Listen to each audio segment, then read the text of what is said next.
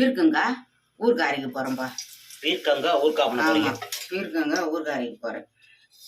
இந்த உளுத்தம் பருப்பு ரவை போடுறேன். ஃபஸ்ட்டு எண்ணெய் ஊற்றுனீங்க? ஆமாம், ஒரு கரண்டி எண்ணெய் ஊற்றினேன். இப்போ வந்து உளுந்து போட்டுருக்குறேன்.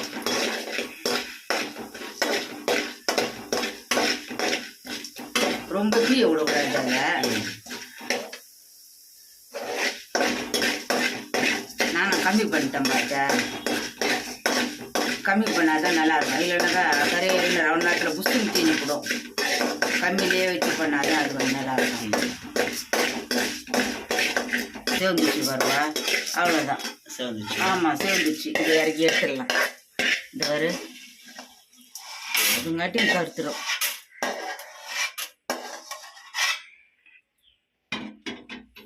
உளுந்தாமா இது? ஆமாப்பா, உளுந்து, முழு உளுந்து.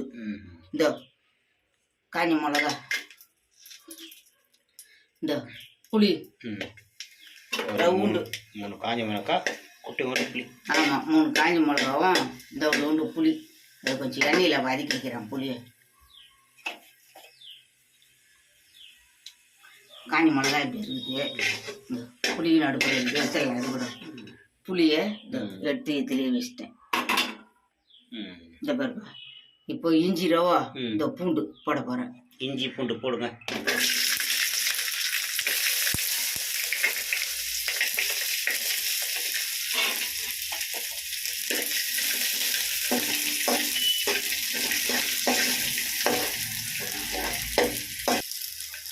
காஞ்ச மிளகா ஒரு 3, இஞ்சி ரவுண்டு பூண்டு ரவுண்டு போட்டுருக்குறேன்ப்பா.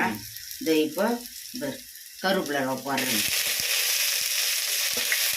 ஃப்ரெஷ்ஷான கறிவேப்பிலை. ஆமாப்பா, அது வந்து புதுசாக இருக்குது கருவேப்பிலை. அதெல்லாம் பீர்க்கங்காய் தோலமா இதான்? ஆமாப்பா, பீர்க்கங்காய் தோல். ஆமாம், பீர்க்கங்காவை அரிஞ்சு வச்சுக்கிறோம். அது குழம்பு வைக்க போகிறோம். இது தோல் ஊறுகாய் அரைக்கிறோம். நல்லா இருக்கும்ப்பா, சூப்பராக அருமையாக இருக்கும். பீர்க்கங்காய் ஊறுகாய். ஆமாம், பீர்க்கங்காய் தோல் ஊறுகாய்.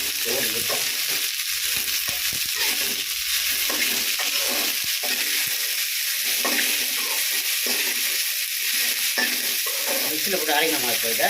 ஆமாப்பா, நல்லா வதக்கிடணும்.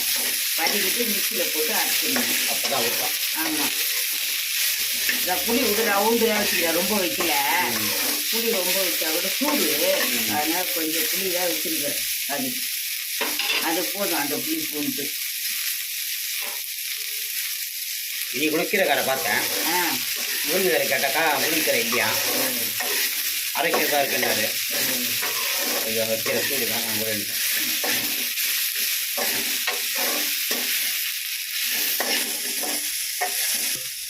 இந்த பாருப்பா, இது வதக்கிட்ட ரெடி ஆயிடுச்சு.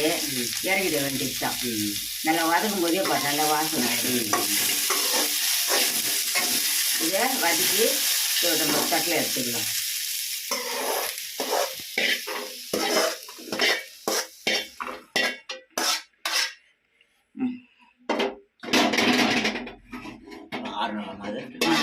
மிக்சியில் போட்டு அரைச்சிட வேண்டியது தான். ஆமாம், ஆறின பிறகு இதெல்லாம் மிக்சியில் போட்டு அரைக்க வேண்டியது தான்.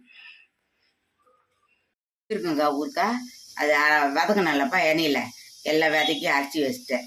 இது அவ்வளோதான், ஊறுகாவும் ரெடி ஆயிடுச்சு. வாங்க சாப்பிட்லாம். எல்லாம் ரெடி ஆகிட்டாங்க, சாப்பிட்லாம் வாங்க. மிக்சியில் போட்டு அரைச்சாச்சா? ஆமாப்பா, அரைச்சிட்டோம். சூப்பராக நல்லா வாசனை எல்லாம் இருக்குல்லம்மா. ஆமாம், சாப்பாடுக்கு நல்லாயிருக்கும்.